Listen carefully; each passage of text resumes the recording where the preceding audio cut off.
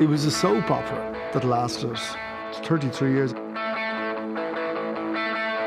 You know, from the outside looking in, parents who saw their children having wonderfully successful careers would have looked at it and wondered, why are they doing this? Finally, there was a rock and roll paper. Finally. It was vital because it was the only organ at the time that even put forward the idea of a counterculture in Ireland.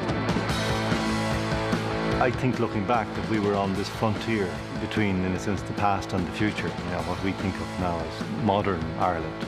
It's an intoxicating idea that hot press gave me that opportunity.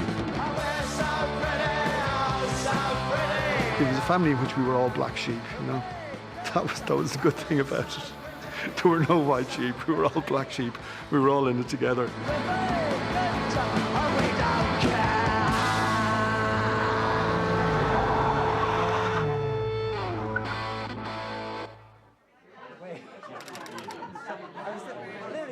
All of the people gathered in this lounge basement are journalists. Some are related, and most are close friends, even though they no longer work together. Apart from writing, the one thing that many of them have in common is that they began their careers working for the Hot Press magazine. Some, in fact, even started out with the magazine back in 1977.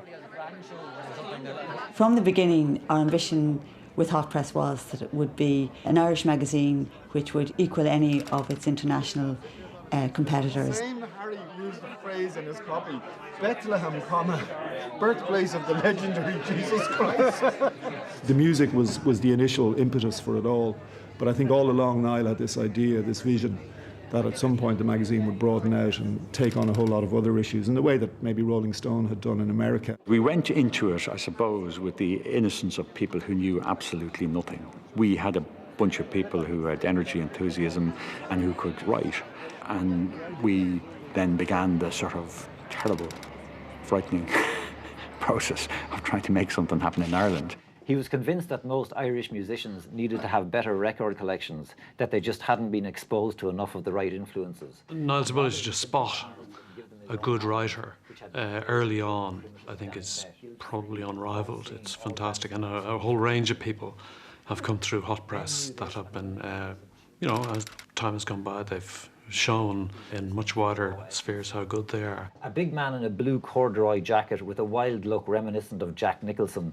He thought he was the greatest dancer, though the beat he was following seemed to exist only in his own head. It is an incredible achievement for any publication at whatever level of sophistication, at whatever relationship to the establishment. It's extraordinary for any magazine to survive for that length of time. To survive and thrive and to have an important place in the national conversation, well, that really is something else.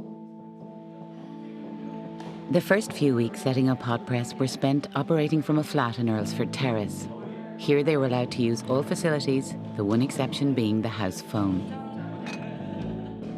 Whereas we could use the house for meetings, you know, abusing our welcome by using the phone wasn't gone. So when we were involved in the meetings or talking about things or planning things, we then had to proceed across Earlsford Terrace to where there was a public phone box on the far side of the road and make crucial calls to advertising agencies from the phone box. However, we didn't have the coins to put in the phone, and so instead we tapped the phone, where you could get the number by going 1, 2, 3, 4, 5, 6, 7, 1, 2, 3, 4, 5, 1, 2, 3, 4, 5, 1, 2, 3, 1, 2, 3, 1, 2, 3. The point is you had to do it with a certain rhythm. You had to leave gaps, but you couldn't leave too long. But you could make phone calls free all day, as long as you didn't make people wait for too long outside. The search for a proper base was soon resolved, and this peculiar troupe of renegades found themselves in Upper Mount Street, with life partners Niall Stokes and Maureen Sheehy at the helm of this exciting venture.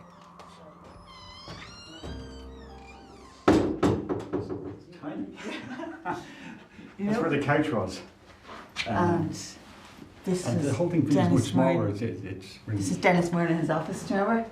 This is where we used to leave the newspapers and they'd be delivered by the Kerry man. Yeah. I mean, I just can't believe that we raced through this narrow space all the time with the couch there. And Dewey used to go sleep on that couch. The street was mostly professional practices, architects, quantity surveyors, quite a few solicitors. down the street was Fianna Fáil. Opposite them, slightly further down, Fine Gael. Strange that they were like that, but the street was very quiet and, shall I say, it conducted itself well. Yes, that was the sort of street it was. About 77, I think, Hot Press arrived. This is where we had the party launching Hot Press in 1977. But there was a great moment. I double parked my car, which people did at the time with great abandon. And there was a moment when I came over here and looked out the window and I saw my car parked like an oasis in the desert out in the road, and a guard standing beside it. So there was nothing for it but to go down and make my excuses. And in fairness to the guy, I mean, I'm sure I'd had a few glasses of wine, you know, whether I would have passed any test on the legal limit or not, I don't know, but I went down and he was graciously allowed me to pull the car into the pavement. So we agreed we'd take the place, we signed a contract, and the first thing we did was we applied for telephones. And the word came back that we would have phones in 9 months' time. Or maybe it was a year and a half. So the thing was dead in the water at that point. There was no way we couldn't operate without phones. I mean, here we were planning to talk to record companies in London about interviews. You know, every aspect of the business was dependent on having phones. And I spotted a news story. It announced that for the upcoming general election, Fianna Fáil were getting 12 new telephone lines, and Fine Gael were getting 8 new telephone lines in their offices in Mount Street. And we'd been told that it was impossible to get lines, there were no new lines available in the area. So I fired off a letter to Gary Fitzgerald, who was a member of the government at the time and a TD for the area, pointing out that this was scandalous. And then we got a call from the Department of Postal Telegraphs saying we would now be able to get 4 telephone lines. So overnight, our situation was transformed, merely because we happened to have picked the same street as the 2 political parties. Despite the determination and will to challenge and change circumstances, difficulties continue to exist for many. It was a completely different country to the one that exists now. Perhaps even it was the poorest country in Europe, in Western Europe. It just didn't factor at all in the world, nowhere, because it just was planet Ireland. And Ireland was Guatemala towed out into the North Atlantic. It was. The economy was the end. You had civil war. You had this onerous interference of the church, which was embedded in the Constitution, the early Constitution of the 20s, the Church-State Compact, which clamped down and suppressed a modern people. Despite these difficult times, there was a sense of people doing things for themselves.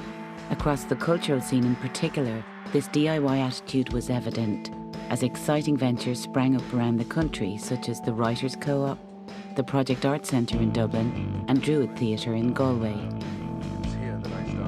However, many still felt that the music scene continued to be restricted. The music landscape in Ireland in the 1970s was mainly the likes of Rory Gallagher and Tin Lizzy, and then a very strong show band scene, which people often forget about, at least in the rock music world, and pop bands and that. But there wasn't a whole lot to sustain a kind of rock scene on, if you like.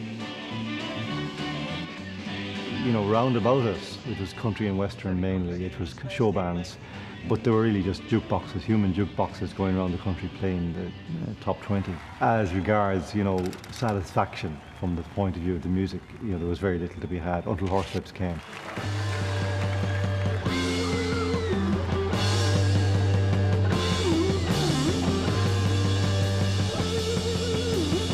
We would see things at Horselips gigs that we'd never seen before, things like mixing desks, you know, wondrous things. We would look at these things like, you know, Howard Carter gazing into the tomb of Tutankhamun. You would just live for the couple of times a year that Horselips came around, and the rest was pretty useless, really. With glam rock now at its height in the mid-70s, things were about to change. I think the general explanation for why punk happened when it did was that it was something that had to happen, in the sense that rock music had grown unwieldy to a large extent. Pop music had become how high are your platform shoes, how long is your limo, how many rooms in your manor house, you know, how high is your bouffant, you know, go away. Pop music had ceased to be about the populace. What people were listening to was Gary Glitter, Shawaddy Waddy, Mud, you know, the Bay City Road, absolute rubbish. I mean, this was, you know, catastrophic nonsense. So that's what your spur was. Turn on the radio and it's Tiger Feet, you know, fuck off. The other thing you must remember is that journalism had caught up with the zeitgeist. There were great writers now. I remember reading in 75 or something, it was a writer called Mick Farron, wrote a famous piece called The Titanic Sails at Dawn. And it was a criticism of the way rock music had lost touch with its audience. Mick Farron wrote a very important article, and in it he said that there are garages all over this country where there are people with guitars, and it doesn't matter if they can play or not. It's reached such a pass that everything should start again. I think what happened was punk, when it actually emerged, took a very different shape to what someone like Mick Farron and people of his era might have predicted. But they did have a sense that the centre couldn't hold, something had to change. And change it did. First in New York, then sweeping across to London, where punk was embraced with gusto. It was the energy that attracted me, because prior to that, women could only be in music if they were beautiful. It seemed like that to me anyway. And suddenly you didn't have to have the greatest voice, you didn't have to have the beautifulest face or the greatest figure, you just have to have an energy. Before you act, you ought to think twice. Take time off, babe, heed sound advice. Well, you know, overnight the impact was evident really. Suddenly we fell in love with this energy, and even songs that we used to sing, like, you know, songs by The Who, suddenly became punk songs. Everything was fast, of course. Couldn't play anything slow. Gigs and venues sprung up like mushrooms all over the country. Literally every single town. We played every town. Did we believe we were going to make it? Absolutely. All those bands, Rocky Devil Era and the Grave Diggers, Theatrics, the Resistors, the Blades, we were all passing each other in the night like show bands now, except we weren't show bands. Mediocrity is rampant in Ireland, and the last thing I want to be is one of the lumpen majority. I despise the common lot, and when you walk down the street you should strive to be different to everybody else. We played in Bolton Street on our first gig, Halloween night 1975, about 30 people, went well. Louis Clear, the guy from Zit, had a gig up in Pulafuka, and that was our second gig, and we played there. There was 130 people, jammed, going completely mad. And I looked around at the band, who were all guys who lived near me or from school, and they really looked different.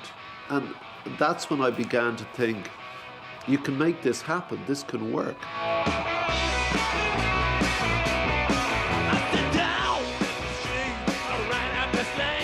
You know, the purists then, and certainly looking back now, would not consider the Boomtown Rats an authentic punk rock band, and indeed they were older and they came from more of an R&B, Dr. Feelgood type of background. But their whole attitude was absolutely punk, certainly in comparison to anything else that was happening in Dublin. And the thing about Geldof that stood out was that he was a star in his own mind already at that stage. Richard Branson had come to Moran's to sign us. He offered us £1 million. He wrote the cheque for £1 million in 1976. £1 million is £1 million still, but it was seriously £1 million then. Other people had come to see us. There was something in the air.